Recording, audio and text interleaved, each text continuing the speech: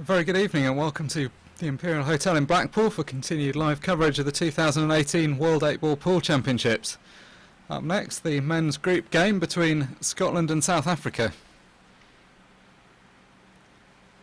We'll be providing split screen coverage all evening of the two tables that this match is being played on.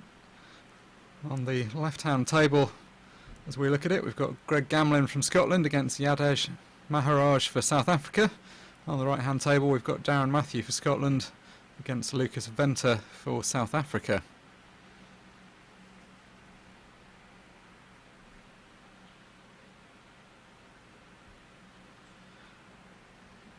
Expecting a good contest here. Any match involving Scotland always has a lively atmosphere, particularly when played later on in the evening. Always bring some boisterous support with them. South Africans travelled from a bit further afield, can't muster quite the same numerical support, but make up for that with the team spirit. Important match for both teams. Scotland on the fringes of qualification for the knockout stages at the moment. They've won 5 of their first 8 matches. If they could secure victory here, that would push them right up the table and well in contention for the knockout stages. South Africa currently languishing towards the bottom of the table, 11th of the 12 nations represented at this year's event, with only 2 wins out of 8. Make no mistake though, they're a good team, the South Africans. That position in the table perhaps belies how good they are. They could certainly cause an upset here.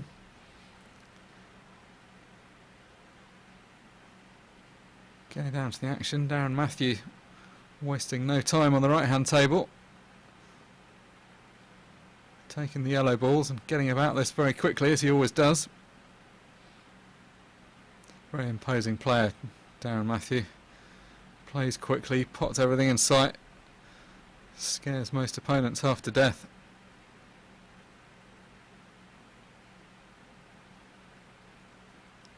Most teams like to lead with one of their stronger players to go out and get the job done early doors. Darren Matthew performing that role for Scotland.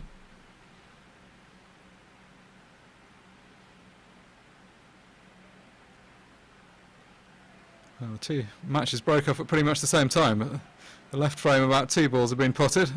The right hand table, Darren Matthews won the frame already. So, first blood to Scotland as they take a 1-0 lead against South Africa. Can't read too much into that. It's a best of 21 frame match, plenty of action still to come, but it certainly doesn't help to get the first, doesn't hurt to get the first frame on the board.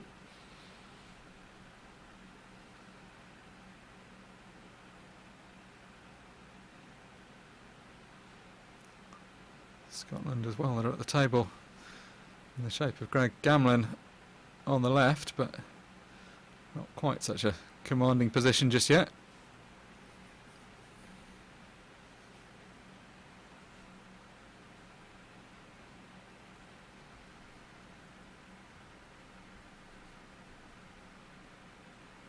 It's going to be Ketan Naidu for South Africa breaking off on the right hand side. So he sets the balls up.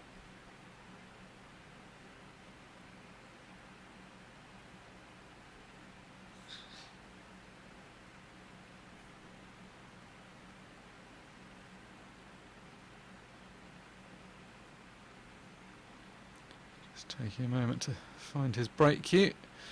Shakes hands with his opponent, Phil Craig from Scotland.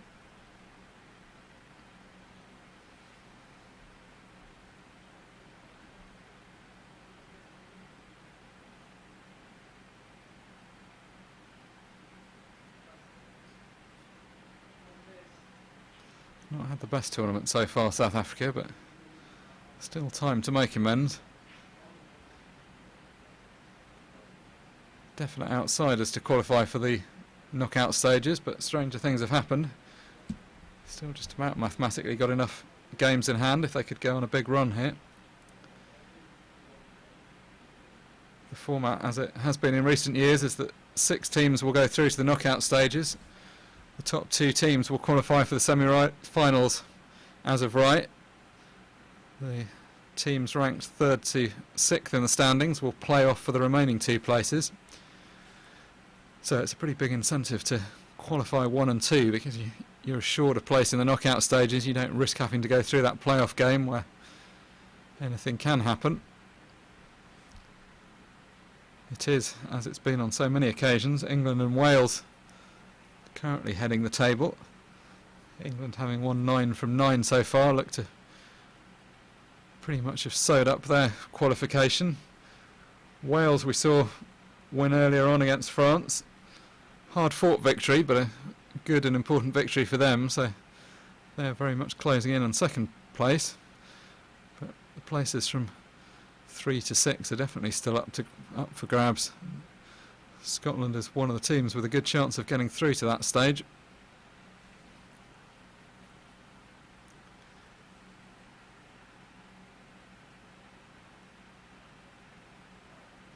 It's about to say the South Africans closing in on their first frame victory, but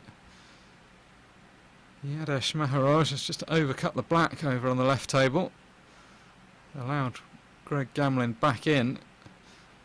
And not only has he overcut the black, but he's also knocked it into a pretty safe position. So Greg Gamlin in no rush to do anything.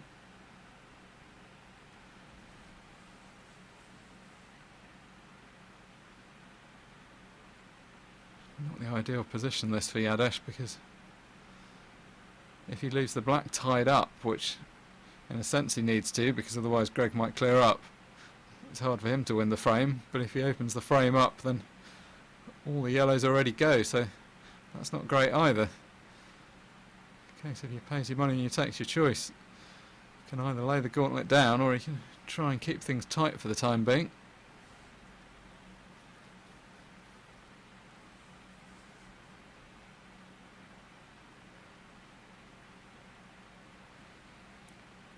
Opts to keep things tight. It's a decent enough shot, but the problem is he's just not putting Greg under any pressure, and indeed it's difficult to put him under any pressure because he's got so many balls on the table that you're always going to leave a shot at something. So Greg can send the white up the top end of the table, can take on a pot if he wants to, or he can just play a safety shot. But anywhere with the white travelling up towards the bulk end is going to leave things pretty safe.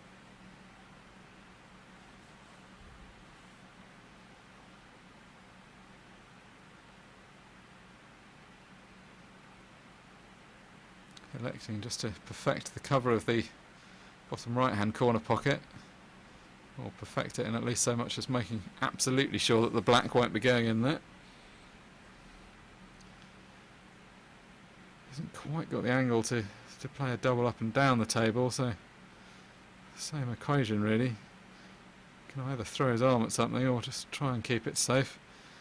Well, I tried to go for a double, that angle wasn't quite there. He was never going to straighten it up enough to actually pot that ball.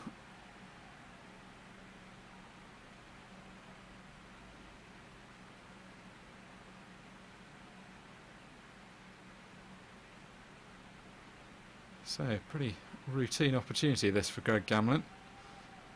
These yellows spread out in almost a practice position.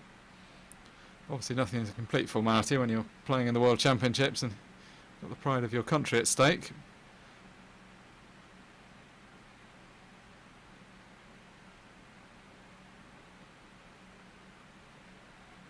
Very experienced player, Greg. He's been around on the UK tour for a number of years.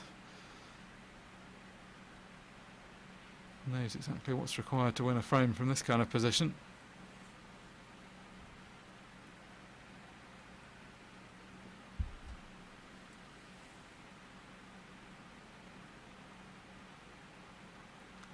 Making a pretty decent job of things so far.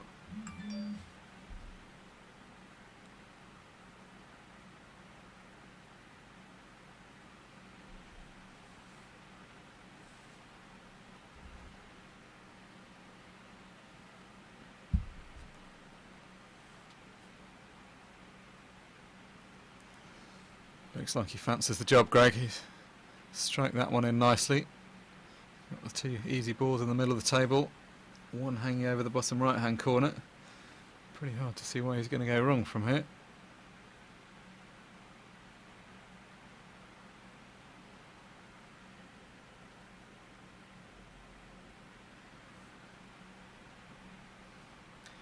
Perhaps finished a touch straight on this yellow. He played the right shot to get up and down the table to try and get good position on it. If it's slightly off the cushion, he's okay. If it's tight to the cushion, he's... yeah, couldn't risk doing too much. Still not a problem because the yellow near the middle pocket's a pretty easy pot. The only slight problem now is that he's got a little bit of work to do on the positional side.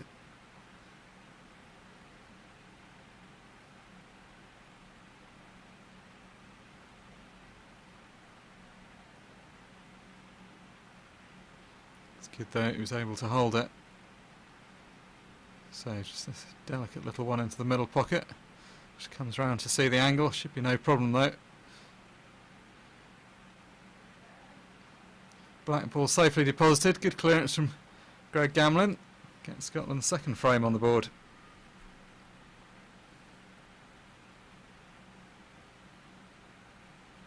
Scotland also in a fairly commanding position at the moment on the other table. Phil Craig has managed to manoeuvre his yellows over 3 of the corner pockets, leaving Ketan Naidu somewhat limited options.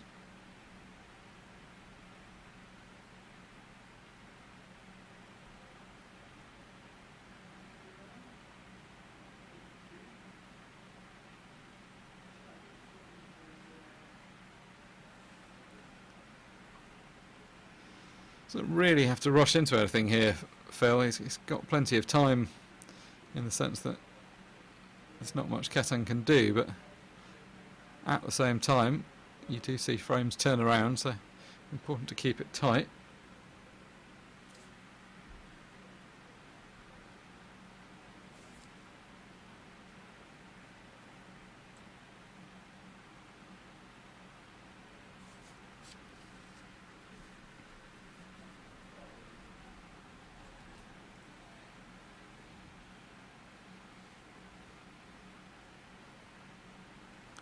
Really a great deal that Ketan can do at this point, because he's going to have to hit a red. He can't really afford to foul, that's not going to help. Really, I think he's just going to have to try and keep things pretty tight over the left hand side table and just over the left hand side of the table and stop Phil having a shot at the yellow, I was going to say, but now he's opened things right up. He's made a real mess of that. Not that there was, in fairness to him, any particularly easy option. So, simple clearance this for Phil Craig now.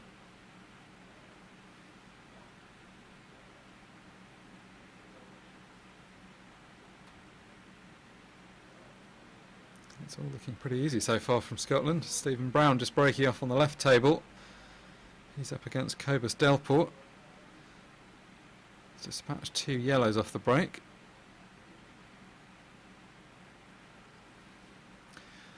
Well, just a glimmer of hope here for South Africa. Phil Craig's just slightly overdone that positional shot. He's still got a clear shot at the black, but just a little more difficult than he'd have wanted. No problem though, dispatches it safely into the left centre. Handshake completes the formalities, and that's the 3rd frame in a row for Scotland. All one-way traffic at the moment.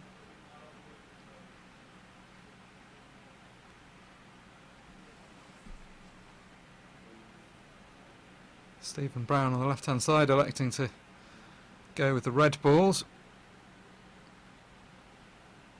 All looking pretty open, but he's just left himself slightly tricky here.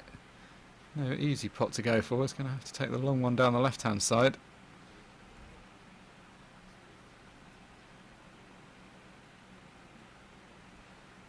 Well, plays it at pocket weight, but always wide of the pocket.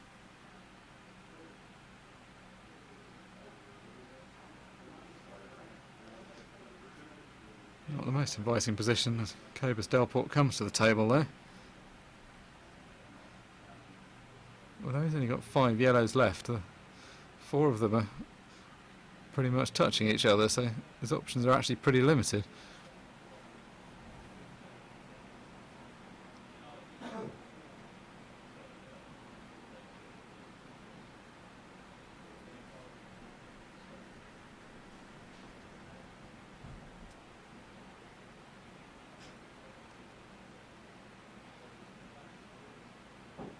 Couldn't really do a great deal more. That's actually not turned out too badly because he's split out some of the yellows and got one of the reds safe, so that buys a little bit of time. So meanwhile his compatriot Nazim Wassung goes to break off on the right hand table.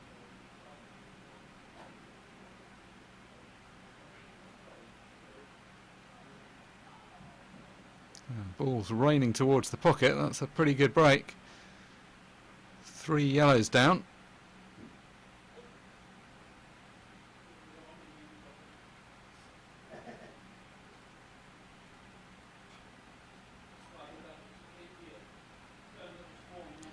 Not sure whether he can see the yellow. But he could potentially play into the bottom left hand corner pocket as we currently look at it from the overhead shot. Otherwise we'll need to take reds instead.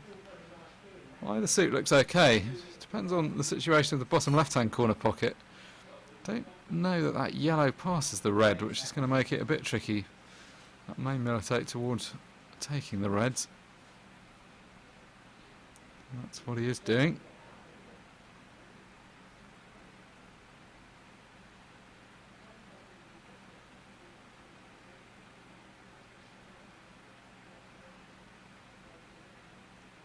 So still okay. He's got the red to the, well, what would be the left centre, the top centre as we currently look at it.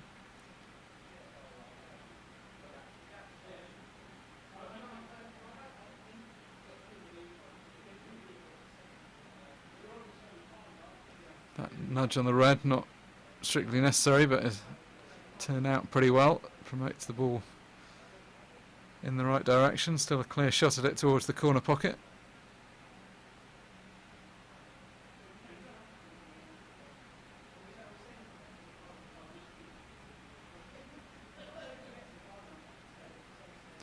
Presentable opportunity this for South Africa. Not made any the easier by the fact they're 3-0 behind already, but that's not Nazim Wassung's fault. He's playing his first frame here, so he can start with a clean sheet. Yeah, it's just slightly overdone that, has he? Just this red to the bottom left-hand corner pocket does go, but I don't know that it's helped by that angle. Probably still okay to pot it. Might have to play it with a trace of side just to turn it over slightly. Yeah, just a trace of right-hand side, I think. Didn't try to do too much. Could perhaps have seen him try to do a little bit more with the positional side, because now he's left himself a little bit of a tester. He's going to have to take this long red on. One he'd expect to get, but does have a degree of difficulty about it.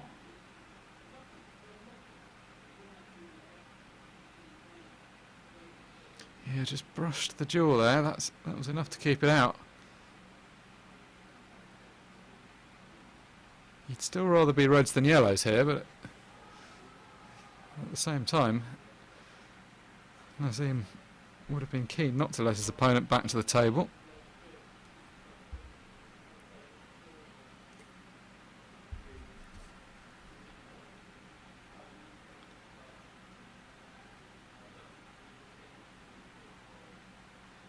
And that opponent is Jerry Canning for Scotland.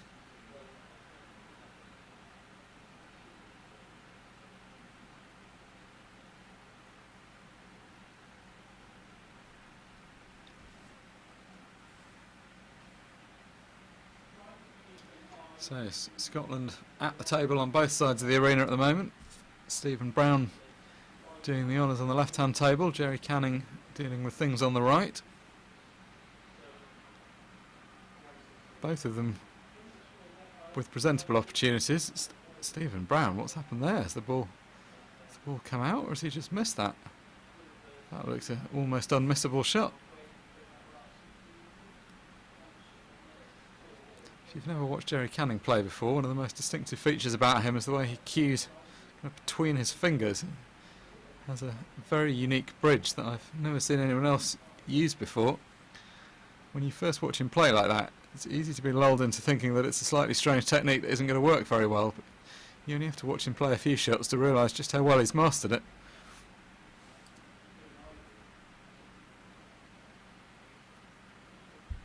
cue's kind of under his fingers. The odd thing about it is it doesn't appear to offer very much support. It doesn't really achieve the normal function of a bridge, which is to create some balance and somewhere to support the cue. On the whole, it's pretty effective for him, but here he's not going to be a fan of this outcome. He's ended up nestled tight up to this black. He was looking, of course, to leave himself a shot at the yellow, but now hasn't even left himself able to see the yellow.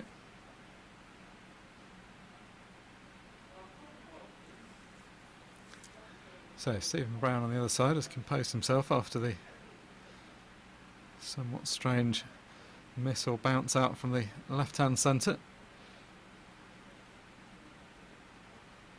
Got to concentrate on this. These ones where you're cutting a ball down the cushion, you've got to be careful that you don't brush the jaw on your way past, otherwise the ball will just hang there. No such problem there, right in the heart of the pocket. Just this relatively straightforward black to go.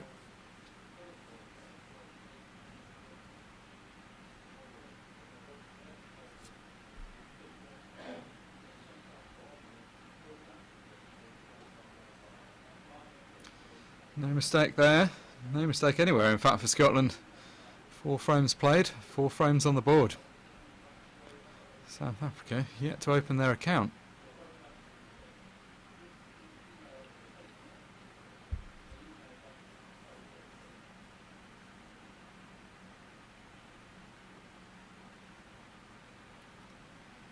Got a good opportunity though on the right hand side.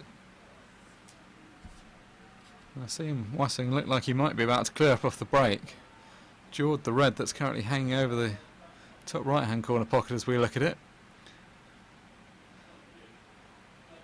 But he's going to have some more chances. Jerry Canning's been snookered twice on this yellow, once by himself, once by his opponent. He's hit both of the snookers, but the problem is the yellow's just not in a position where it's going to pot at the moment, so keep nudging into it isn't really achieving very much.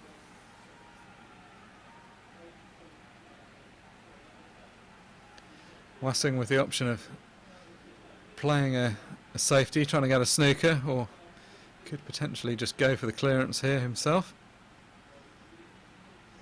Happy to leave it for a moment.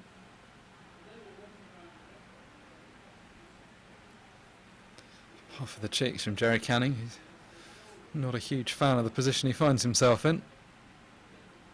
See, even off the side of the table, he's cueing sort of between his fingers.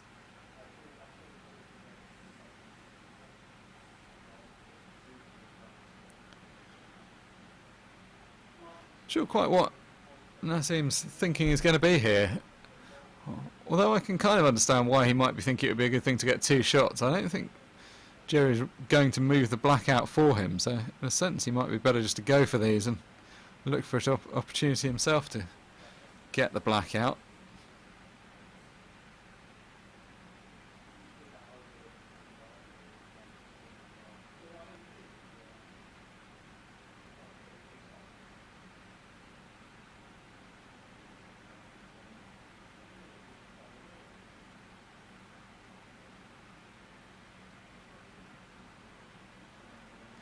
Well, strange looking shot that from Wassing.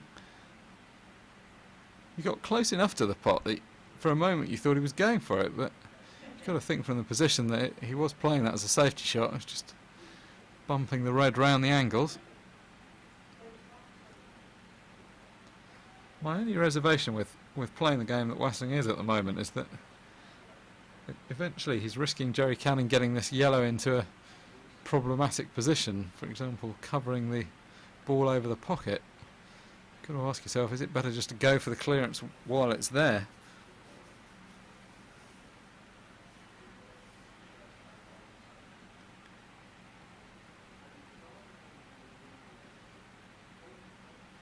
But I think having started down this path, we can assume that Wassing is going to continue with it. Gets a snooker this time. That's a pretty good shot, because although it's not the most difficult ball to hit if you were just to come off one cushion, you've got to be pretty careful with it, because If you hit it on the far left hand side, you plant the red in. If you hit it on the right hand side, you cannon the red in.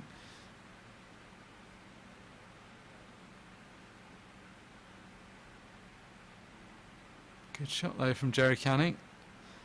Swerved round, came off the vault cushion and then hit the yellow.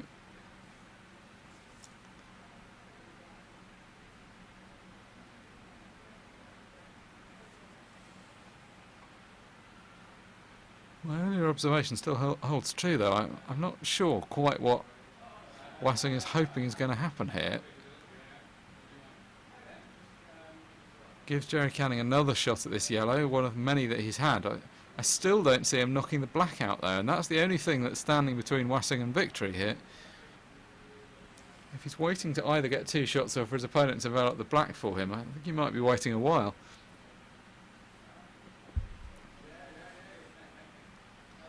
Albeit Jerry's options pretty limited here.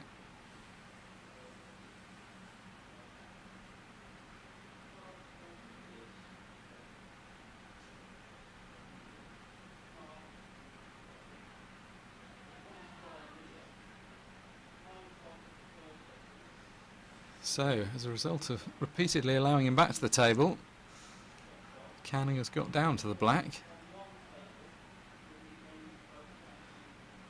This will prove whether Wassing's approach was right or not. If Canning manages to do something with this black, the answer will be no, but equally if he leaves it, and it is a rather tricky shot, then I guess he'll be proved right, because the reds are over the pocket, so if this black doesn't go in or get safe, the frame's going to be over. And speaking of frames which look like they're going to be over, Pat McCarron for Scotland over on the left hand side. It's lining up a presentable looking black. Safely deposited. Well, Jerry Canning furious with himself on the right table. Came very close to putting that black. Knows that the frame's over now though.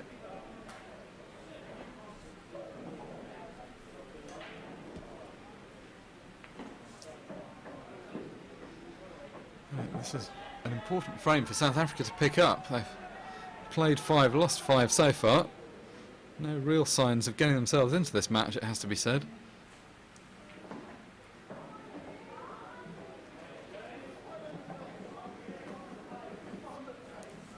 Nazim Wassing got this simple black though to get South Africa's first frame on the board. Makes no mistake this time. Disconsolate Jerry Canning shakes his head as he walks away. South Africa have pulled 1 back. They now trail by 1 frame to 5.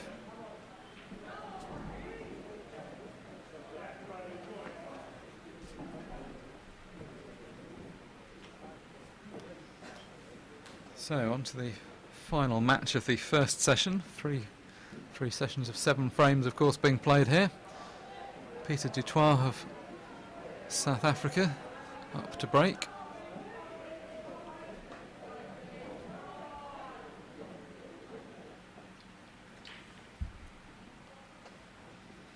Big, powerful break. Balls moving around all over the table.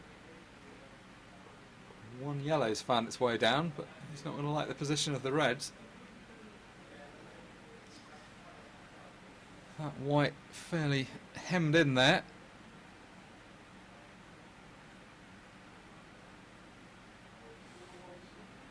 And whilst he considers what to do there, we'll watch Darren Matthew break on the right hand table.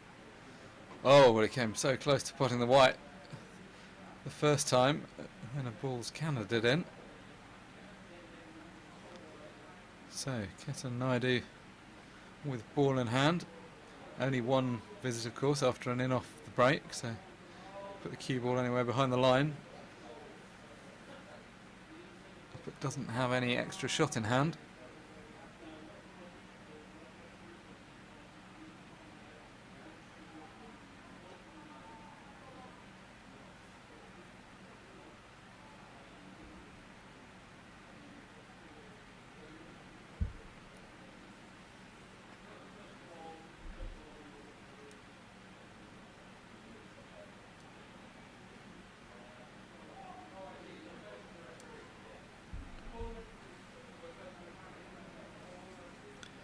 So Kesson just figure out where he wants to put the white. Picks out his spot. All these reds looking pretty accessible at the moment. Nothing really to do in terms of potting it, it's just a case of keeping control of the cue ball. It's got a nice angle off the red, he's just about to play top right to get the cue ball back towards the middle of the table or down towards the left hand end, depending on where he chooses to go next.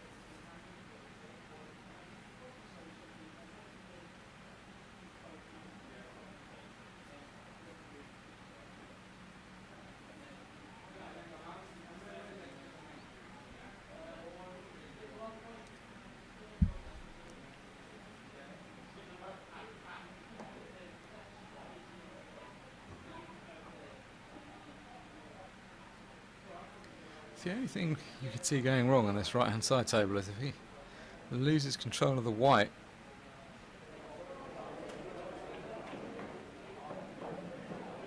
Yeah, so that's kind of what he has done. I didn't think when I said it that that would be where it would go wrong, because that was a pretty simple pot. He's ended up cannoning a red that he didn't really want to cannon. He's been slightly fortunate that he's still got a couple of other pots to go for, so he's got time to make amends for that. Well, it's one of those cases where you slip slightly out of position and then things just get harder and harder.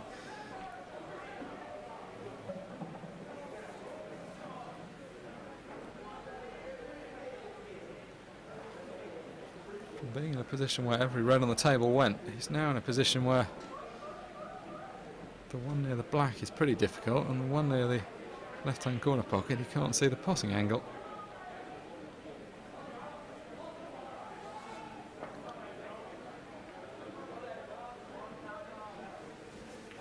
Not the best shot that. I think probably looking to swerve it and hit the red on his way down the table. Always knew that if he didn't quite get enough side on, he would come off the top cushion and hit it, but I don't think that's really helped him. Knocked the red a bit further away from the pocket now. Darren Matthews, a player that likes to get on with things. He's not going to get himself involved in a tactical battle that he doesn't have to.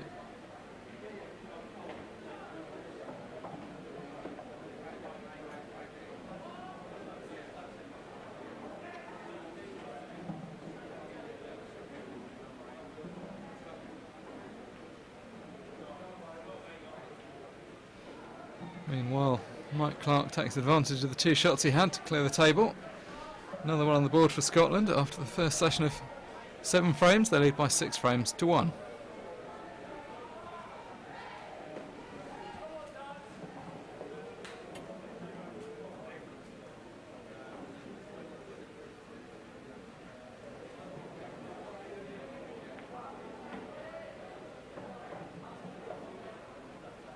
Darren Matthew in customary style, making fairly short work of these yellows. Just slips a little bit out of prime position though.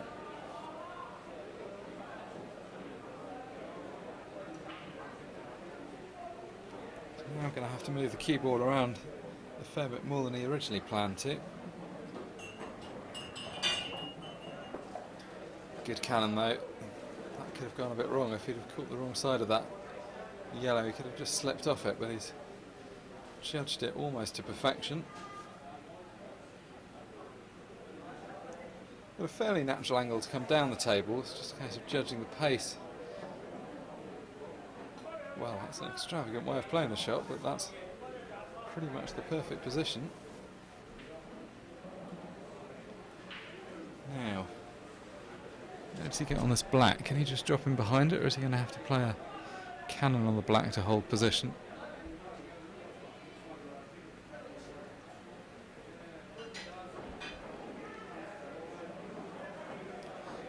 Scott's looking very good value for the win at the moment, but we'll want to get as many frames as possible on the board. Well, I had to play a cannon and that's gone wrong.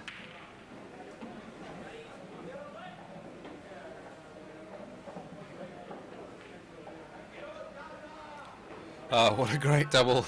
Black got there just before the white did. The white looked like it was going to turn up and spoil the party for a moment. No problem in the end for Darren Matthew. He wins his second frame of the match and he wins Scotland's 7th frame. Scotland 7, South Africa 1.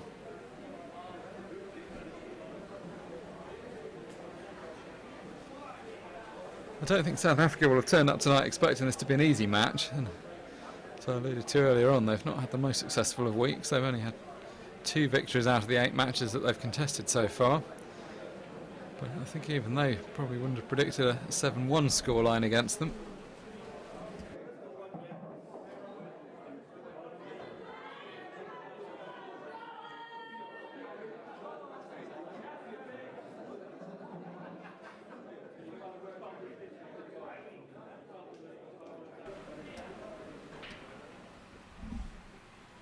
Greg Gamlin for Scotland on the left.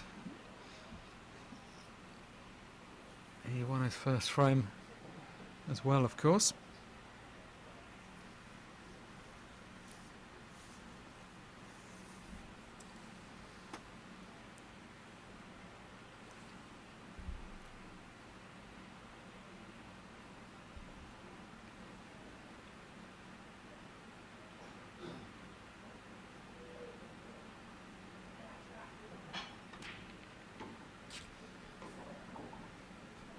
On the right hand side, Phil Craig breaks off.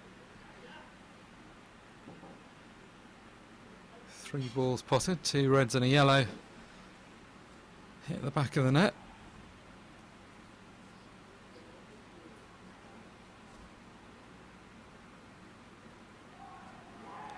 Witnessed some very good quality pool tonight in the team competitions.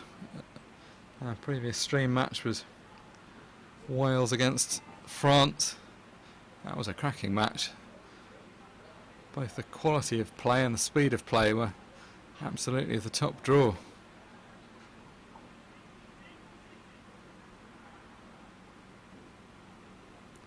Good fun atmosphere as well between Wales and France. A lot of joking between the supporters on opposite sides of the arena. And players laughing and joking together as well. So far, a slightly more serious atmosphere, I think it's fair to say, between Scotland and South Africa. The Scottish are pretty loud and boisterous when they want to be. Not so much evidence of that so far. It's been largely business on the table.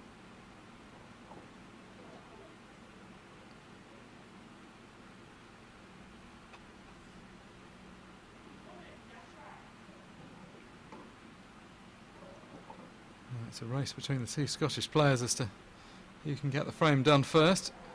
It's going to be Greg Gamlin by a hair, but Phil Craig not very far behind.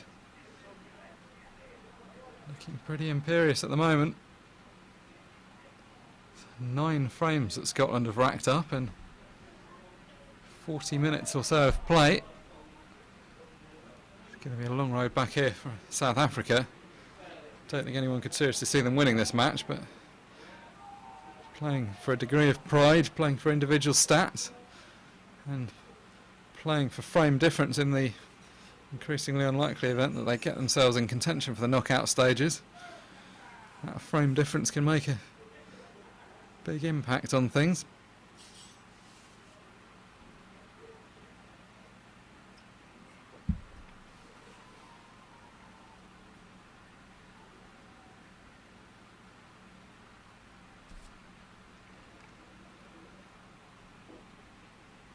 Three sessions of 7 frames, as I mentioned, best of 21. Scotland additionally have 3 players on the bench: Matt Brannan, Willie Anderson and Scott Anderson. South Africa just fielding the straight team of 7, so slightly simpler position for their captain and manager. They don't have to consider any substitutions. It can sometimes be difficult. You almost have an embarrassment of riches. Scotland have got 10 players here, any of whom could be put in the starting 7. When you're only playing 3 frames each, it's not a lot of opportunity to make substitutions. Wouldn't be surprised to see 1 or 2 of those players come in, but it's going to be hard to give them too many frames without dropping some of the other players who've already won.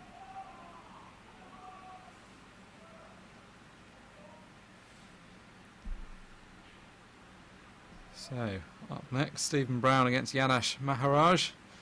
Jerry Canning against Rasheen Bowers.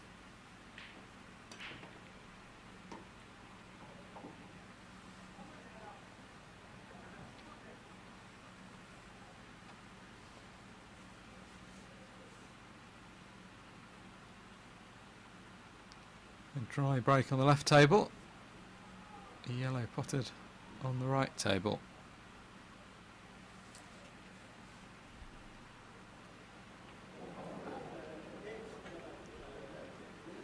Good view there of the arena. Another 10 tables in play immediately behind these two stream tables. Also in the Washington Suite at the other end of the hotel. Bunch more tables in play.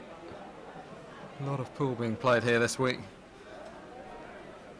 If you're a pool fan, this is the place to be. At the end of June, beginning of July every year. For a few days, the best pool players in the world are in town.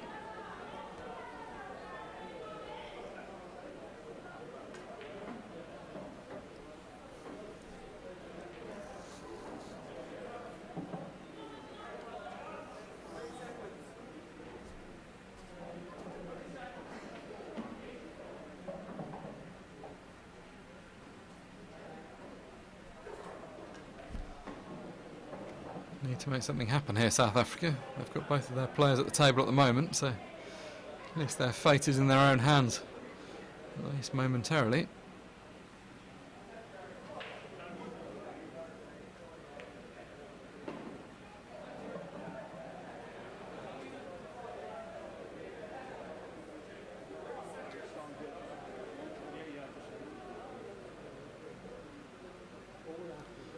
Really too much to hang their hat onto so far, the South Africans. Only the one frame chalked up. Hard to maintain your enthusiasm where all your teammates are losing. Team spirit's a much easier thing to come by when you're winning. But then these are two pretty cohesive teams, so I don't think either will have too much trouble with that.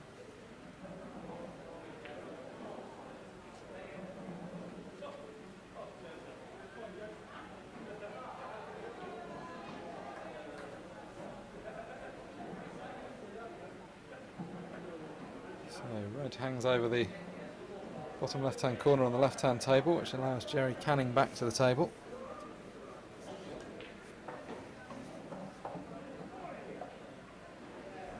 Over on the right-hand side, Yadash Maharaj still keeping control. Now, how does this look? Not ideal is the answer. I don't think that quite makes a plant. May be able to play the red off the cushion onto the red. Oh, well, he could just squeeze it through. Goodness me, that was tight. From that angle, that didn't look possible at all, but just narrowly squeezed past the yellow. Much better to play it like that. That's worked out really well. So, just going to get the cue ball out now. Up for the black. 3 potential gaps he can go through. He can come straight back. He can go between the two yellows, or he can go behind and up the left-hand side cushion. Ultimately does none of them and just cannon straight into one of the yellows. So, big shot this for Yadash Maharaj.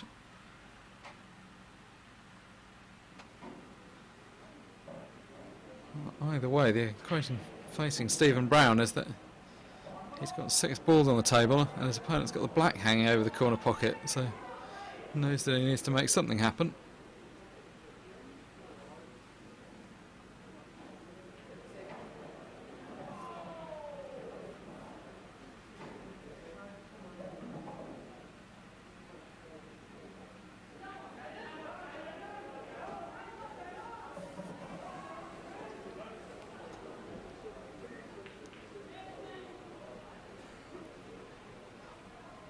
That shot on the left-hand side from Rasheen Bowers has opened things up somewhat.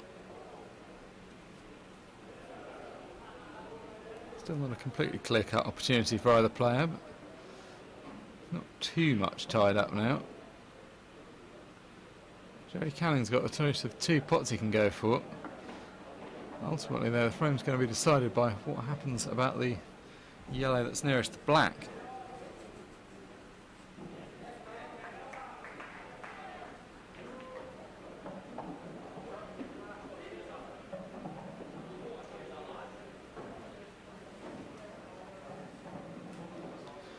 Not quite sure what Stephen Brown's played there on the right hand table. It's made life a little bit difficult for himself now. Obviously can't afford to be leaving his opponent Stephen Brown any kind of shot at the black.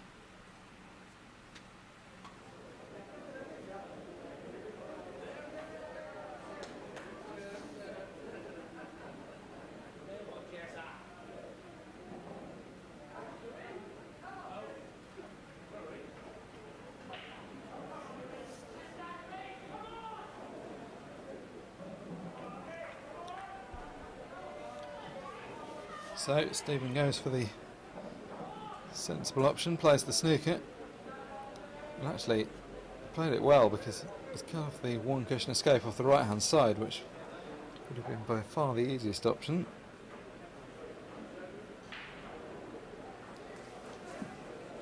Yadesh Maharaj with a bit to think about here.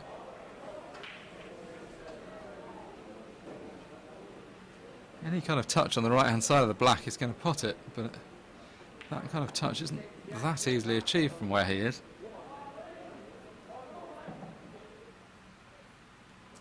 So he can maybe play off 2 or 3 cushions here. Well, he'll certainly settle for that. Got the black really properly over the corner. If Stephen Brown had any intentions of sliding one of those yellows up the cushion past it, they've now long evaporated.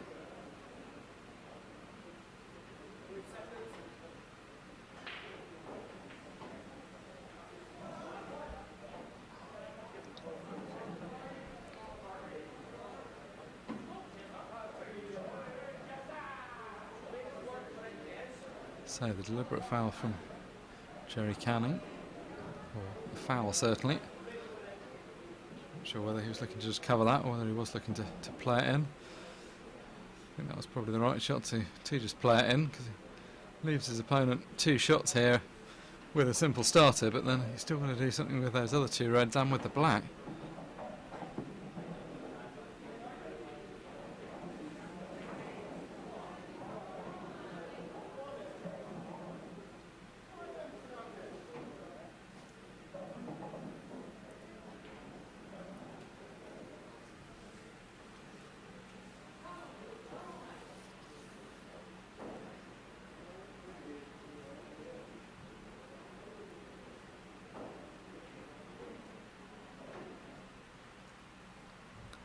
So he's gone out of this once. Well, good shot there from Yadesh Maharaj.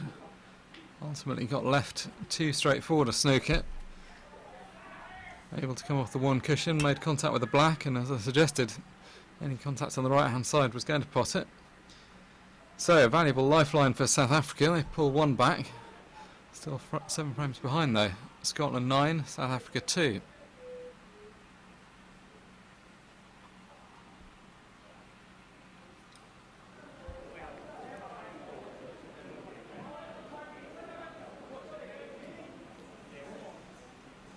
May not be the scoreline for very long though, because Jerry Canning, as you can see, has just been gifted 2 visits from this very presentable opportunity.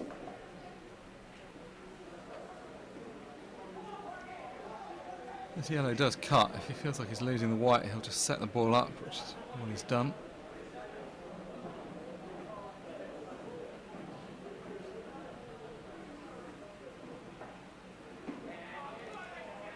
No mistake there from Jerry Canning. A couple of scrappy moments in this frame, but it's the man from Scotland that chalks it up.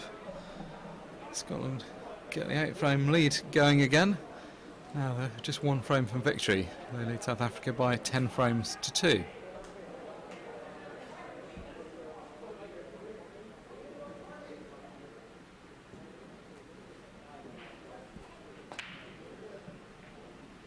Peter Dutoit there breaking off.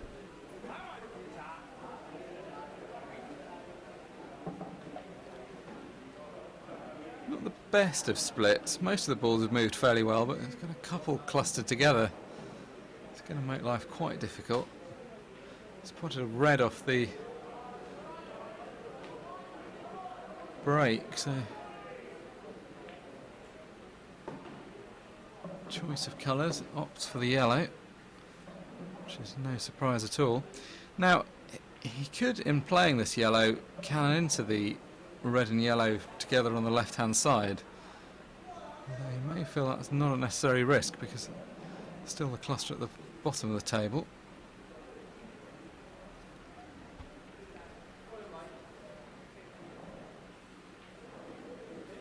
Meanwhile, over the other side,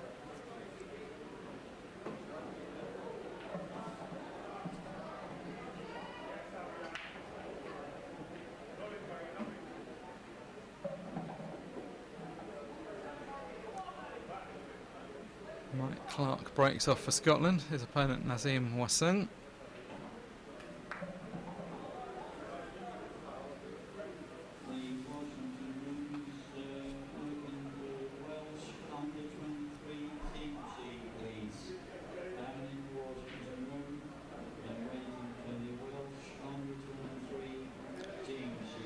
Well, good pot from Peter Dutoit, but not a good outcome.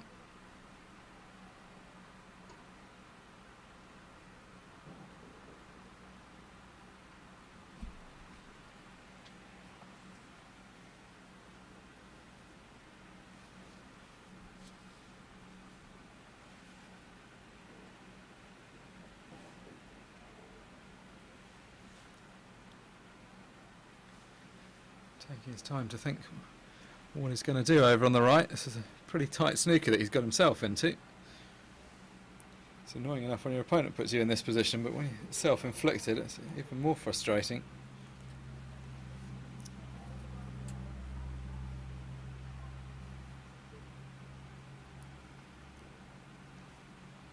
Well, if the frame on the right's going to take a while. Looks like the frame on the left might be a bit quicker.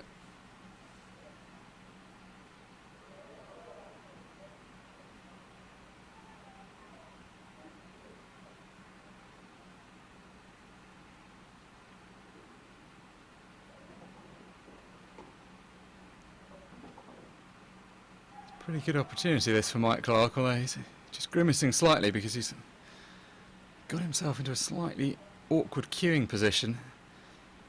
If that red ball wasn't there immediately behind the cue ball, this would be so straightforward. He'd be able to just pot this ball bottom right and screw across to the left-hand side of the table for the other one. Don't know that he can see enough of the white to play that shot now, though.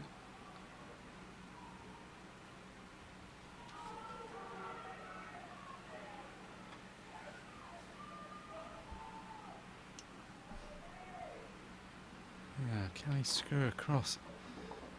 Well, not quite. See, that's the difference between being hampered and being able to get your hand on the table. You get your hand on the table, that shot's pretty much unmissable for a player of his quality, and you've got a lot of options on the positional side. As soon as you start queuing down on it, it just makes the whole thing so much harder.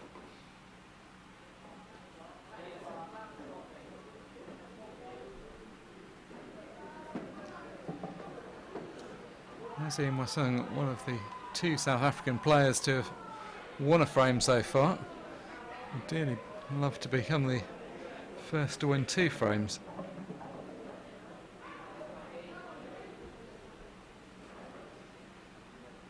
Still, the one-way traffic continues. Pat McCarron slots the black home. Scotland taking 11 frames, 2 leads, which means they've won the match. Best of 21 frames, 11 frames seals the deal. They get the points, but the match will still continue. Frame difference, frame percentage can be important in the final reckoning.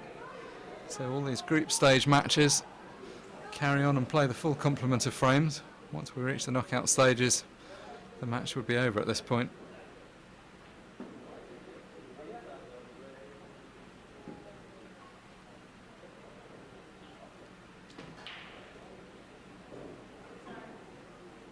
Still 7 frames to be started, 13 in the books and one ongoing on the left-hand side. Just about to start the final session of play.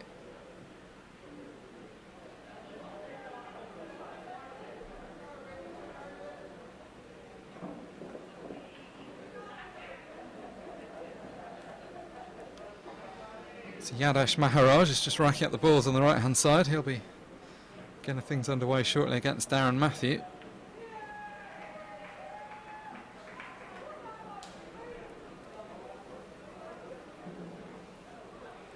Frame on the left-hand table has got a little bit scrappy since Mike Clark slipped out of position. Looks for a while like he was in good shape to clear up, but his opponent's been afforded something of a lifeline. I wouldn't say he looks entirely confident still of the position.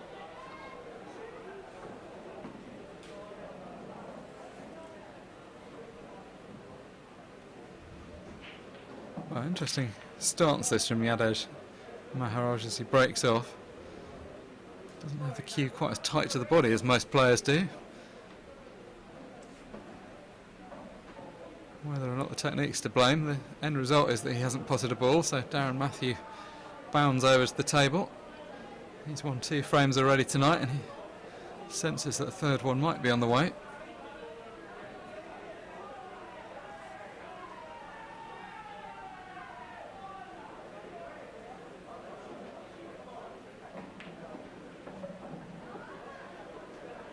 Another decent shot from Nazim Wessing.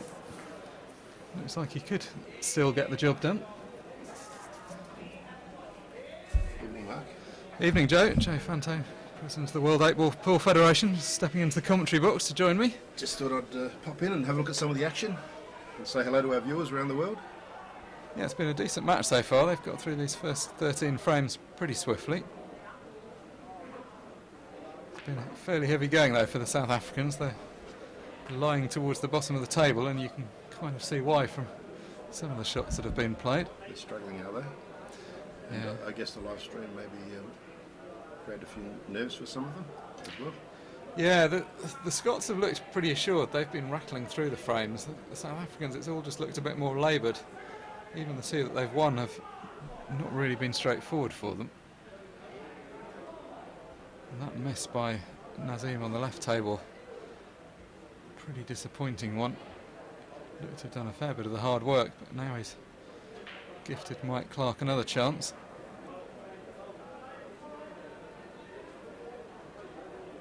The match already gone, of course. Scotland have reached the magic figure of 11. Yeah, so they've just got to play it out for the frames.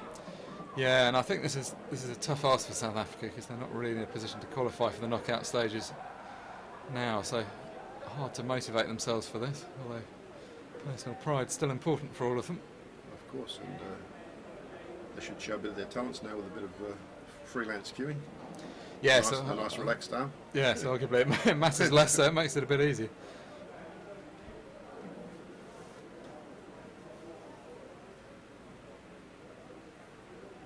The match started off very quickly indeed. Scotland had the first 4 frames on the board in about 10 minutes. The pace of players slowed down a little bit since then. But it looks like South Africa haven't been able to give a yell. Is the score a true indication of the difference between the 2 teams this evening? Yeah, I mean, South Africa could easily have won a couple more frames, but Scotland have unquestionably been the better team.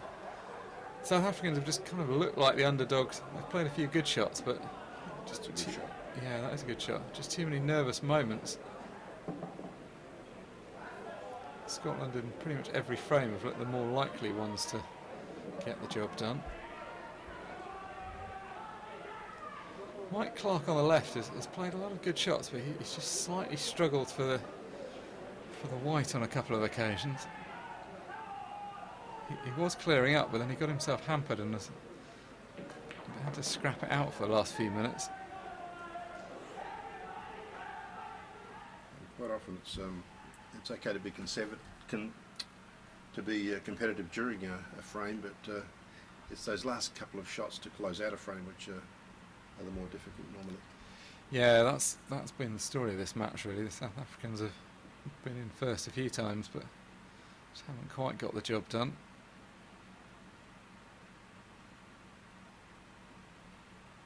As you can see, just getting a bit scrappy, this left-hand frame. Neither players quite looking at the moment like they're going to take the ball by the horns and pot these remaining balls.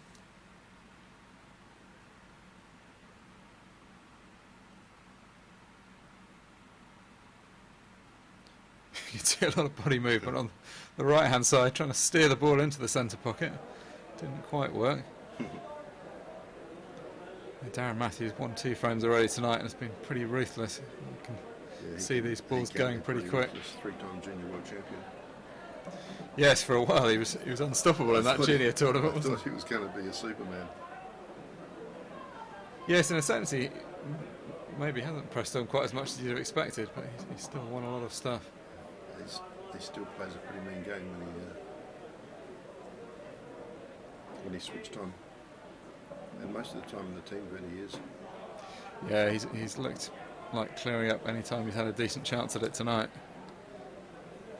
Just like now, this just looks elementary for him. Yeah, I mean, even now, you don't fancy him missing this. It's a bit more difficult than it might be, but makes no mistake. Straight down. So the one-way traffic continues. Scotland 12, South Africa 2. These 2018 World Championships men's team event. So I guess this is getting into the latter of the round-robin stages. Yes, it is. There's 12 teams in the league. Most of the teams have now played 8 or 9 matches, so this will be the 9th or 10th for these guys. So only 1 or 2 more to go after this. Scotland currently lying 6th in the standings. South Africa a bit further down in 11th place at the moment.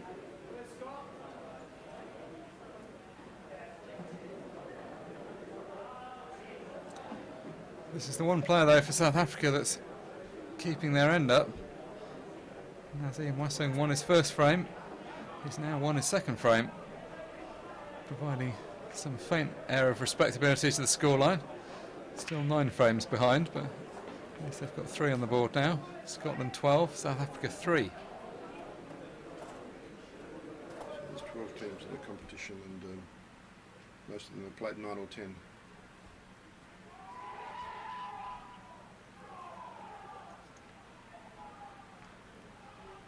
So the leaders are England, Wales, Ireland, Australia, Scotland, and Northern Ireland. Yeah, England and Wales look to be running away with it at the top. And the bottom 6 are India, France, Malta, South Africa, Mauritius, Reunion Islands.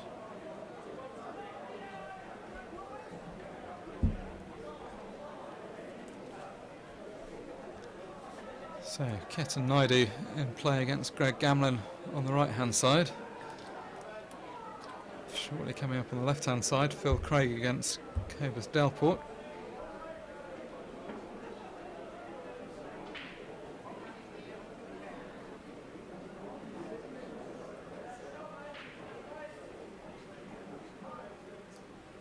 So after this evening there's only 2 days left.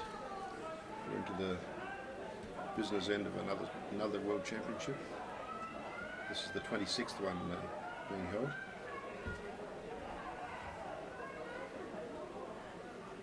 The 26th one, and about the second one where the weather's been good in Blackpool when everyone's come up. That's spot on.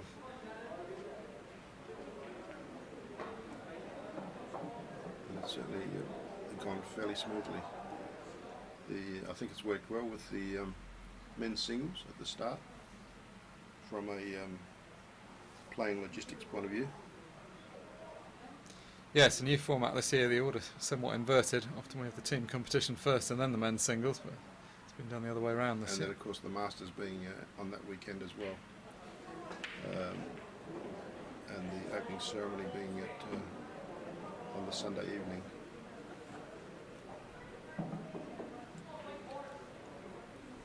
And of course this going back to back with the UK Tour, which was down in Birmingham the weekend before that, so some players playing it as a double header. It was a good value for the Australians because a lot of them were able to come down early and take in that tournament as well. So they had a feast of April over a matter of 3 weeks. Yeah, I mean, it's actually quite welcome that. I very often find when I leave a tournament, I kind of finally feel in good form. You get a lot of match play in a short period, so having 2 tournaments in a row is kind of nice. You get yourself played in the first one, and then you've still got 1 to play for. Yeah.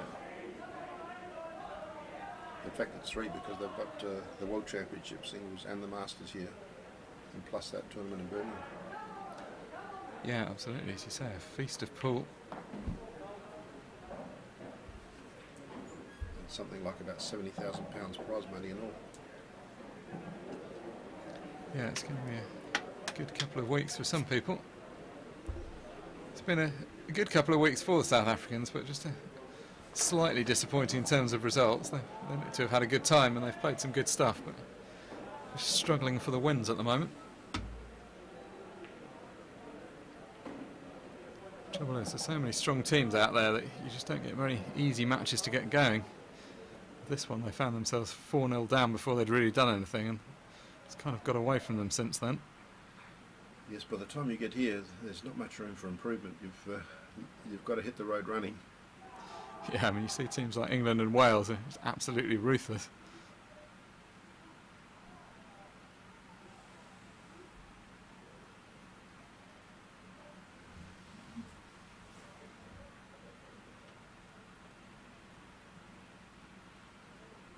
So, Cobus Delport at the table on the left-hand side.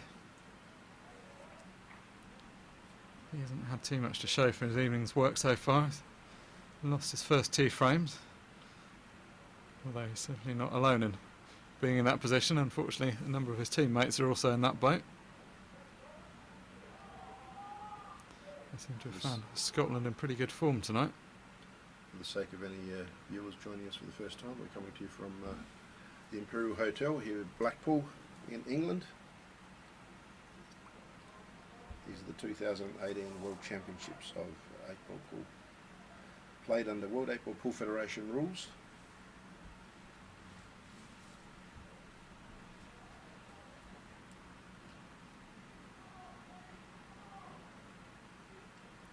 This is our final live streamed match of the day. Been a pretty solid day of pool. 2 more solid days to come, culminating on Friday with the various finals. Showpiece event, of course, at 1 o'clock will be the men's individual final and the ladies' individual final, being played for the first time in parallel. We've got these 2 stream tables, so they're going to be played next to each other. Should be a great atmosphere for that. The plan is to remove some of the tables from the back of the room, put in a bit more seating to accommodate the spectators. Right now, though, there's a lot of pool still being played. You can see 10 tables in play behind this one. And there's another load of tables down the other end of the hotel. Plenty of matches still going on tonight. This is kind of getting to the stage that matters for everyone. This is where the final participants in the knockout stages are being determined.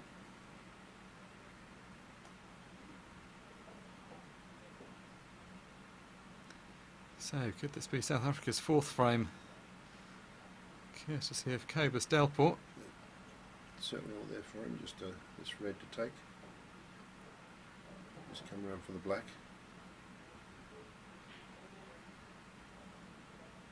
Struggled a bit in the early frames, but he's taken these nicely.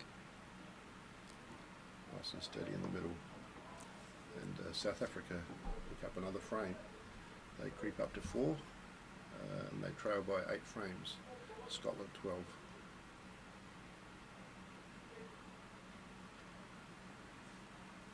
Things got a little bit more bogged down on the right hand side. They've got balls clustered around the bottom right hand corner pocket as we look at it.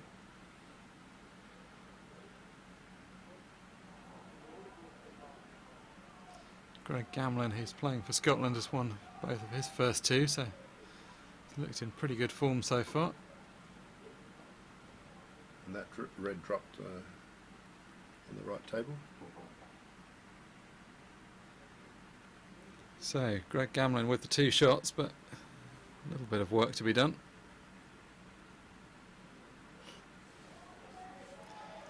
Really needs to find a way of getting both the red and the black out here if possible. Now, how's his luck? It's not bad. The black's finished a bit close to that red for comfort, but the other two reds are in good position, and at least he's got a clear sight of this one.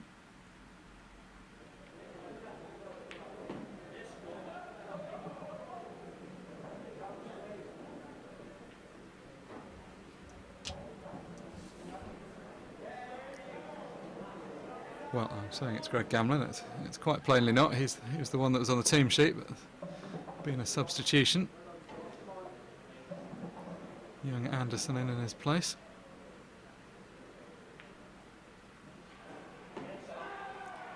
Scotland are going to chalk up another frame now. Yeah, made the most of his substitute appearance.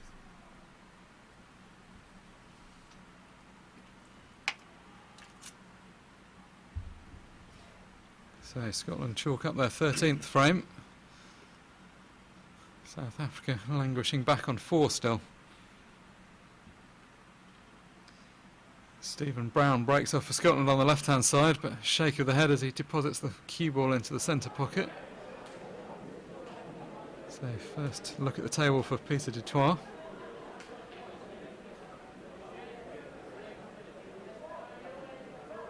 He's had some moments in his earlier frames. He made a battle of it, but couldn't quite get across the line. So this is going to be his last chance tonight. Well into the final session of play now. 17 frames in the books, 4 still to be completed.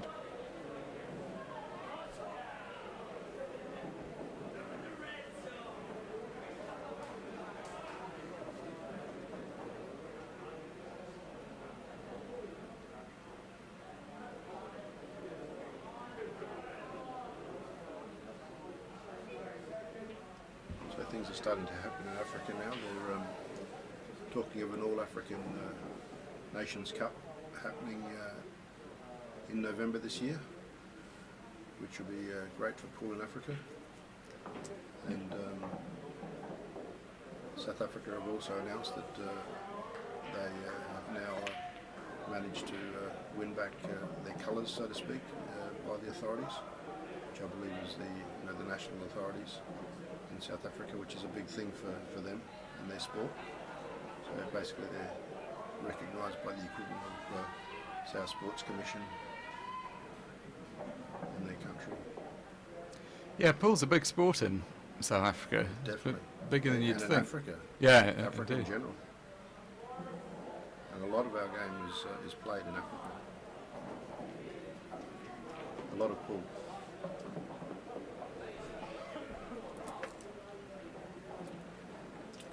Australia's been very fortunate over the years to have many a test match series with South Africa.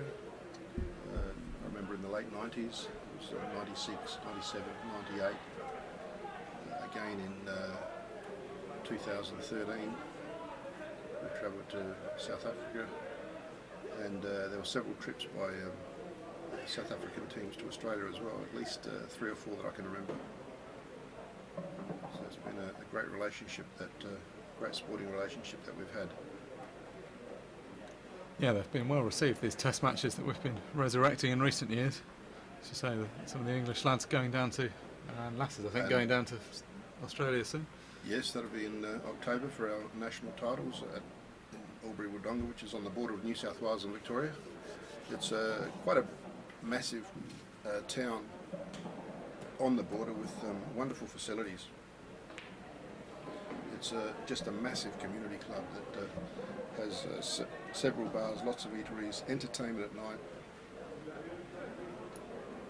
and I won't mention the I don't know whether you call them slot machines here in England. Yes, but, indeed. the main thing is it's a community club, and they've really decided to look after the pool. We had the Nationals there just a few years ago, and they really warmed to us, and they were amazed at how well our people were behaved, and of course they were amazed at how much was spent in their club. So they've welcomed you back with open arms. They kind of started to make some offers, which I think should be great for pool in Australia. Yeah, I mean, it's such a big country, of course. It's a difficult business having guess trying to get everyone together for your nationals, everyone's travelling some pretty long distances. That's right, and on that eastern seaboard there's quite a few of the states and territories where it's not very far to get there. And they've actually put in a system now to give some compensation to to Western Australia, and I think the Northern Territory as well. Don't quote me, because they would be travelling the furthest. Yeah, Perth is a pretty long way from everywhere. It is. It's, if you're talking, well, Perth now, you've got a direct flight to London. Yeah, that's a long old flight, isn't it? That's how far it is from the east coast of Australia. I think it's nearer to Singapore, isn't it, than to Sydney? Oh yeah, it's near. Yes, that's right. It's nearer to Singapore than it is to Sydney.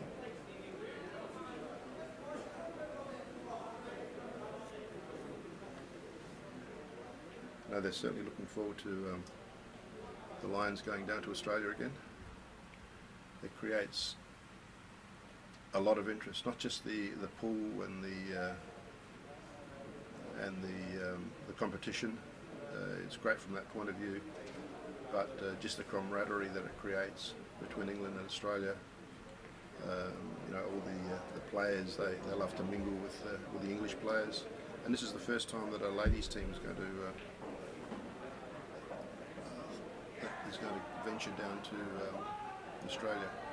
Yeah, that's a very welcome addition.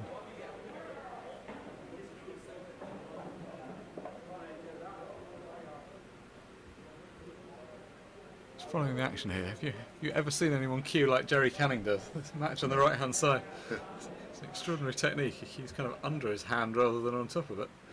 You can't quite figure out how he's balancing the cue. He's kind of having to take all the weight with his cueing hand.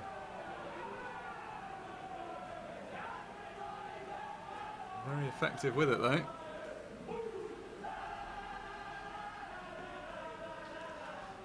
Sounds like things are getting quite boisterous out in the arena as well, as you always expect with a match involving Scotland. Quite a few teams playing at the moment.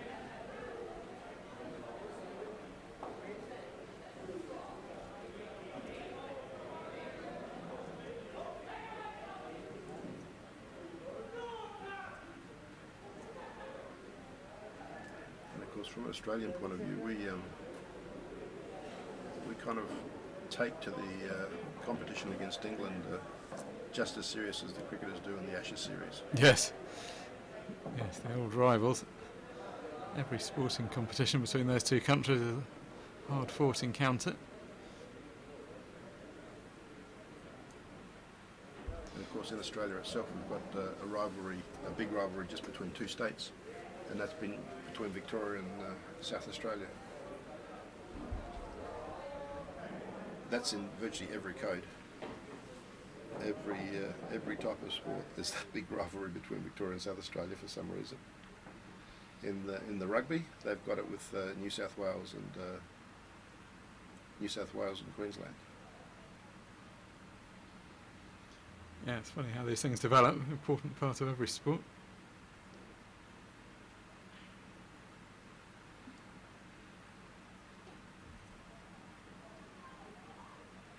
Because at the end of the day, sport is all about interaction of people.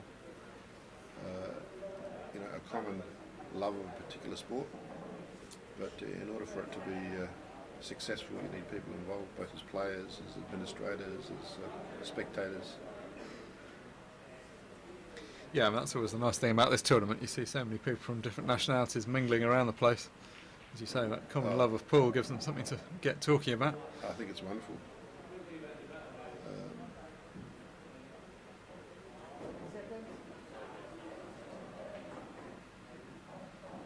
And of course, England and Australia, so many cultural similarities. People always love travelling between the two countries. It's fun. Everyone over here thinks the grass is greener and wants to live in Australia. I did live in Australia briefly, and everyone over there seemed to want to come over here. So.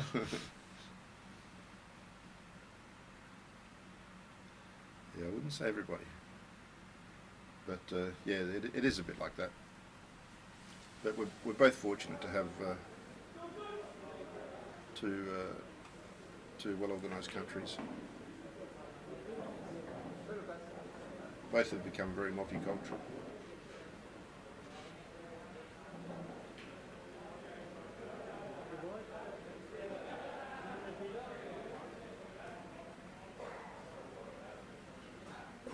So this match now is going through the motions, coming to a conclusion.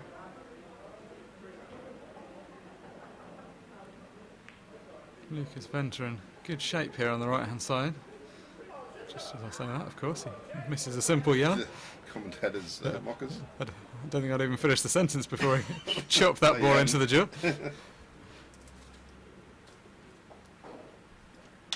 That was a slightly unnecessary miss, to be honest. He didn't really have to do a lot with the ball there. I guess it's getting late at night. He just seemed to come up from the shot very quickly. It's normally a good cue, Lucas Very Venter. easy done.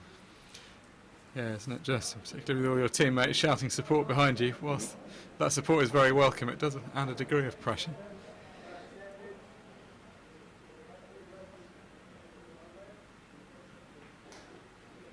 Well, Lucas hasn't been punished for that immediately.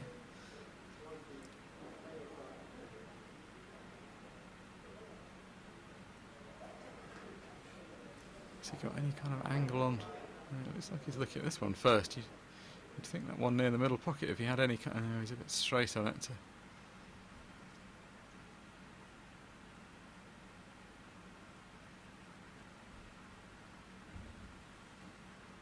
Well, if he's got the snooker there. Actually, that red isn't in the perfect place to hit because it's making quite a big pocket coming up and down. For that reason, Jerry Canning's got no interest whatsoever in trying to come off and hit it. Plays the deliberate foul instead. It's not without its problems though, because Lucas has got 2 shots here. All he's got to do is get this yellow out. He's really only got one problem ball. This ball near the right cushion, halfway up. I guess it's not easy into the middle, but if you can play a good shot, his first shot there. So he's playing.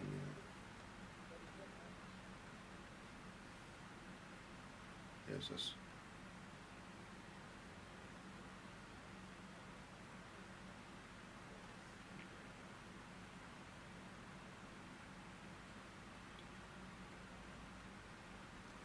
So over on the right hand side, Lucas Venter uses his first shot to free up the yellow.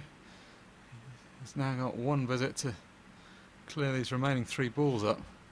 So needs to hold himself together here. This is not a difficult shot, but it needs to be cued still. It's a nice shot. And assuming this yellow pot's in the middle, which it clearly does. Pretty sure it does. Yeah, that's turned out pretty well.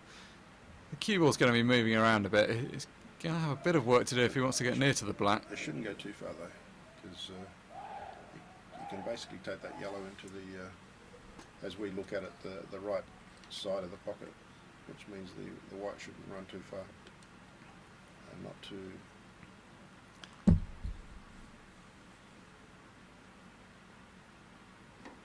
Oh, he's gone hard.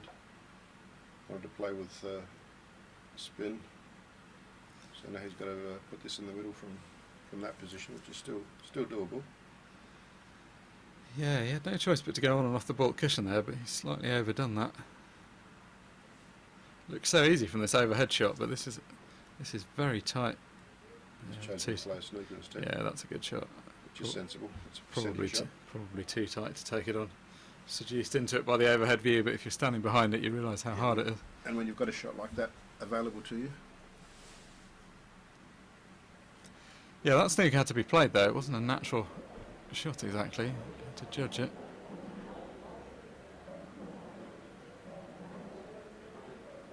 Jerry Canning knows the significance of this.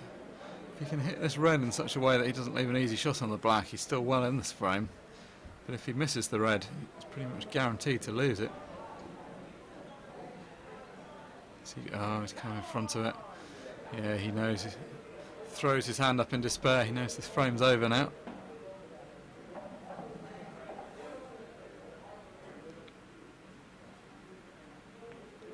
So Lucas Venter's needed a couple of chances, but pulls out a good black at the end. And South Africa pull back another frame to get 5 on the board. And they trail 5-14 against Scotland in this round robin match at the 2018 World Championships. men's team event. Coming to you from the Peru Hotel in Blackpool, England. Live stream, WPF. Of course, our production manager, Yvonne Armitage, doing a wonderful job with her able assistant and Stan Grant. Of course, these championships are put on by the English Pool Association. They are the hosts, and they're sanctioned under the auspices of the World 8 Ball Pool Federation.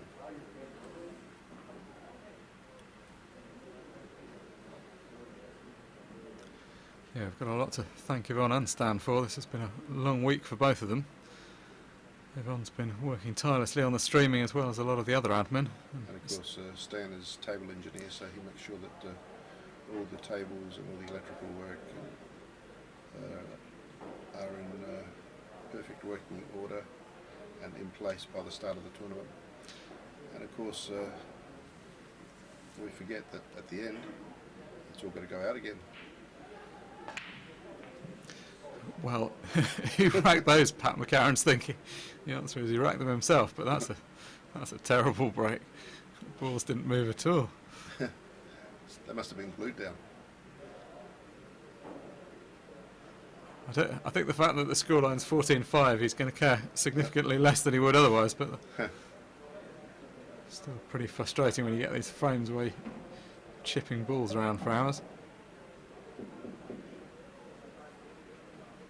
They're just about worth another hit.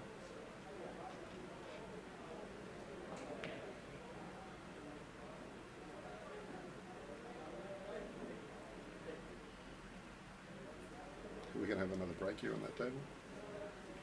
Let's have a look. Yes, that's a good idea. Yes, doesn't want to be here all night. He must have hurt me. I think actually just to correct the score, I think our graphic may be one ahead of itself there. I make it 13-5 at the moment.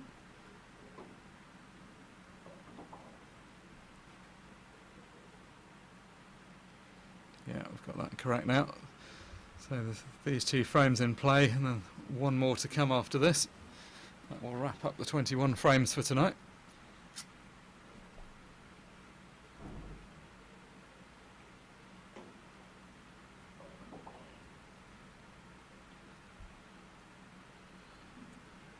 I don't know if Pat McCarran would necessarily have played that shot like that had they been playing a decider or a slightly more important frame, but given they're 13-5 up, he just wants to get the balls open and get them potted.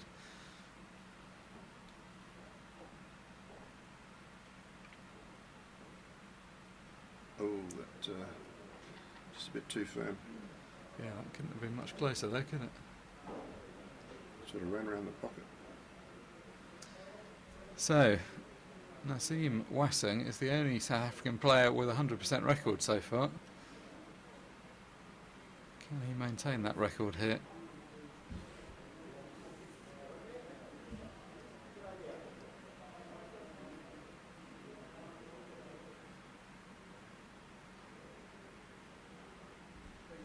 It's not exactly rushed around the table. The two frames that he's won, he's taken a fair bit of time. He's had to kind of grind them out the long way.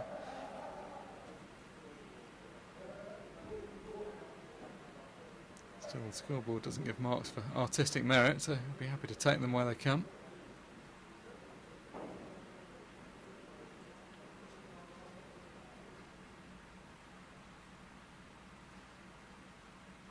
Stephen Brown on the left-hand table, also not in much of a hurry.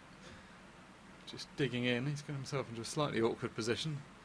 He's got a ball tight to his opponent's ball over the bottom left-hand corner, which is causing him some grief at the moment. Just played a good shot there though. If he'd have left a shot at this yellow, he'd have been in trouble, but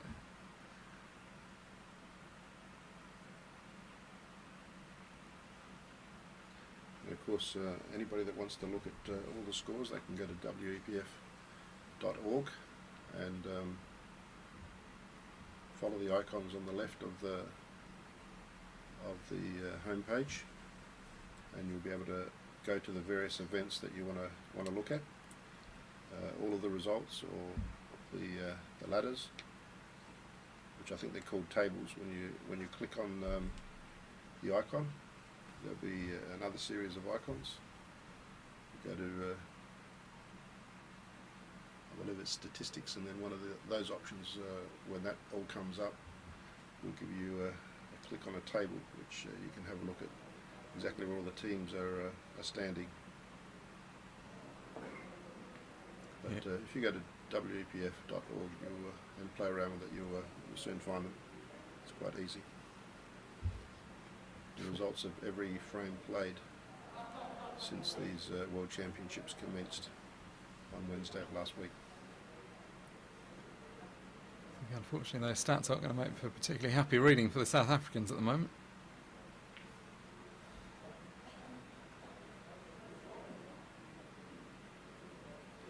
No, but they're here and competitive and enjoying their pool. Yes, that's absolutely the main thing. They've come a long way for this. Given a good account of themselves, it's not by any means that they've been getting whitewashed in these matches, but they've just been struggling a bit like this one to get over the line in a few frames. And of course they've been playing now since 9 o'clock, so the match has been going about an hour and 25 minutes, so they're certainly putting up a fight, even though the frames are not ticking over for them.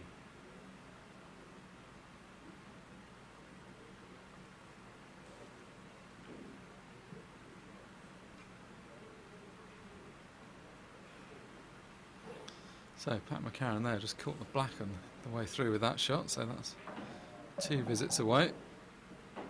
So white ball disappeared on the left table.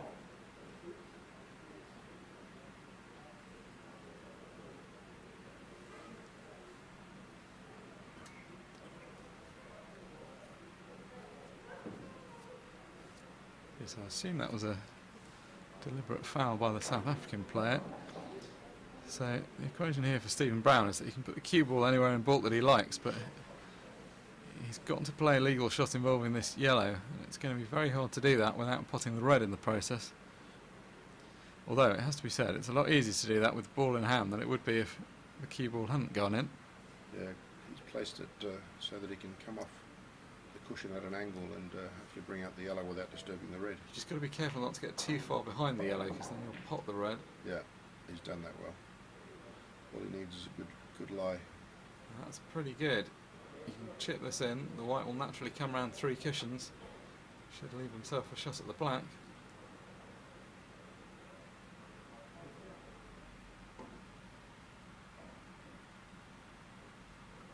And if he does go on to win this frame, it'll be an example of how you should always stick on in there, because Scotland have not been in a promising position in this frame for several minutes now, but Stephen Brown's kept battling.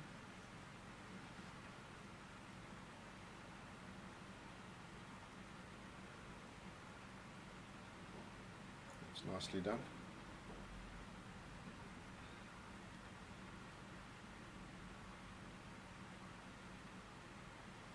He's now in a good position to pot that black. I think Peter Dutoit will be looking at this wondering how he's managed to lose this frame from the position he was in a moment ago. The answer is that he went in off when he shouldn't have done. So South Africa pick up their 6th frame.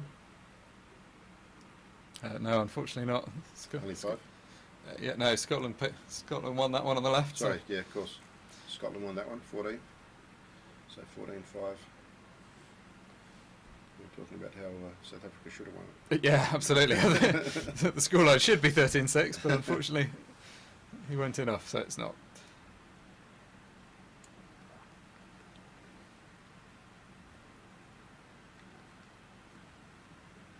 So These are the 2018 World Championships, and this is men's team event coming to a conclusion this evening. So 19 frames out of 21 have been completed, and one in progress and another one about to start, which will be the last 2 frames for the evening in this match.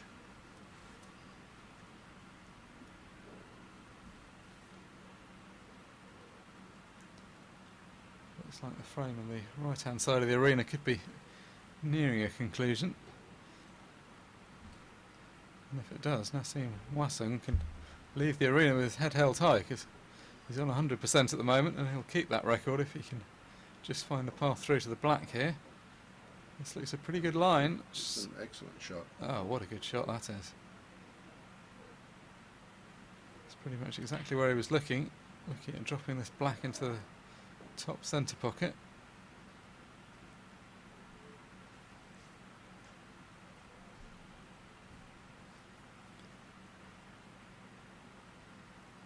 And that's great play by South Africa. Now it's the 6th frame for South Africa. Well, hats off to Nazim Wessing. That's 3 from 3 tonight on an evening when his team's only won 6 frames in total, so It's a great effort. he's been the man carrying them. So that's the end of play on the right hand side of the arena, just this 1 frame left. Mike Clark of Scotland takes on Rasheen Bowers of South Africa. In fact, you can see it's the last frame of pool left in play in the whole room. Pat McCarron of Scotland just knocking up on the table.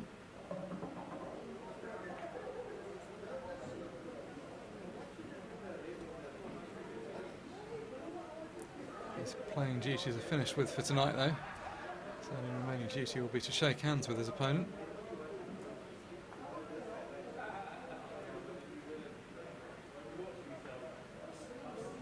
Pretty open position on the table on the left.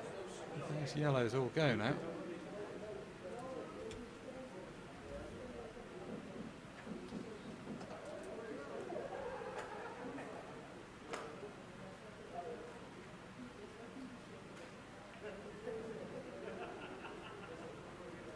Well, it did all go. That shot has somewhat spoilt that plan, as it was intended to.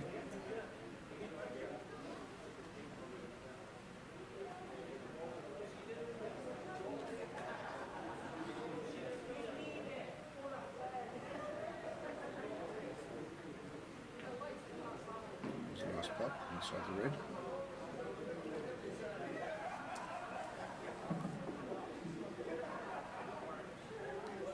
Yeah, this would be a good frame for South Africa to win. 14-7 would be probably a fair reflection of the play and would at least give them a few frames on the board. 15-6 would be a fairly tough scoreline for them. Yeah, that's not gone quite right. He's looking to come across and cannon out the yellow that's stuck in the top left-hand corner of the table. He's going to have to think of a new plan for that one now.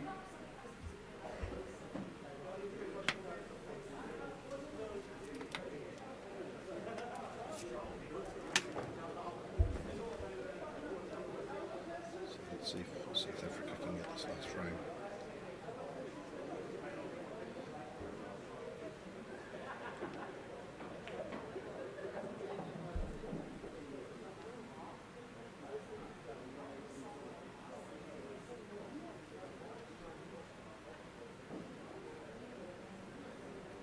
It's all about getting onto the ball on the left-hand side cushion or cannoning it out. So you've got the angle to get in, hit it off the side cushion here. Well, Far too hard, but he's been fortunate. Well, he made the Got a angle. reprieve. Yes, the angle wasn't there if he'd have potted the ball where he was supposed to. Well, he's got a reprieve, but he's still got a problem. He's got a problem with his next ball though. As to what he's going to pot.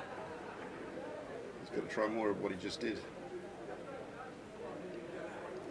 Yeah, you can either go for an aggressive double, could potentially try and double this into the middle pocket, but that's never a high percentage shot.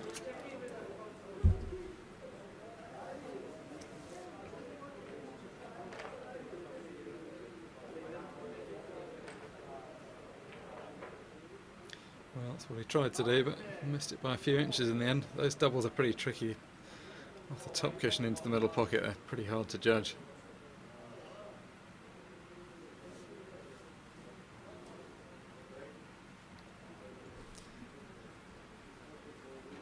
So Mike Clark on 50% so far. Won his first one, lost his second one. So could be a chance to put that second frame behind him. These reds will now go.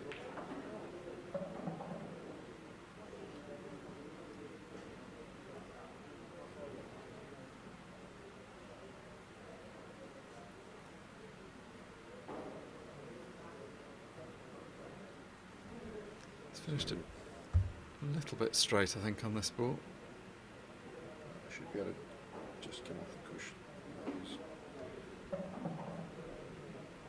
Really needed to play that a bit flatter with a bit of just through the middle of the ball to try and kick it off the cushion. So now it's got a little bit of an issue with the bridging on the cushion. Yes, I don't know if you can see the ball. If you can see the ball over the top right-hand corner pocket as we look at it. He's trying to off the cushion. Yeah, I was going to say he's got that all over the pocket that he can take. Yeah, that's kind of helped to resurrect the situation. He's now in decent position. He's got a bit of an angle. He wants to screw out towards the baulk line.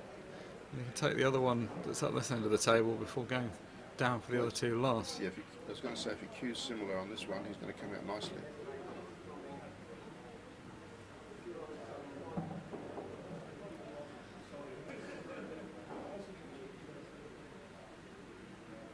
He can stun across for these two balls.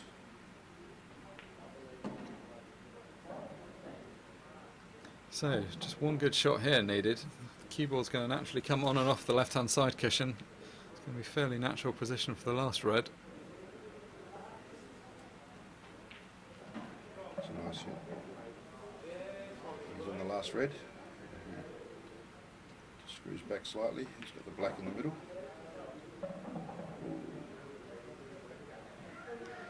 Well, still easy enough, but he's left himself under a bit more pressure than he needed to. No problem though. Black. So Scotland ultimately prevailed by 15 frames to 6. Good quality match. It started off very quickly. It slowed down a bit towards the middle. Some of the frames got a bit scrappier. South Africa never really got a foothold in it.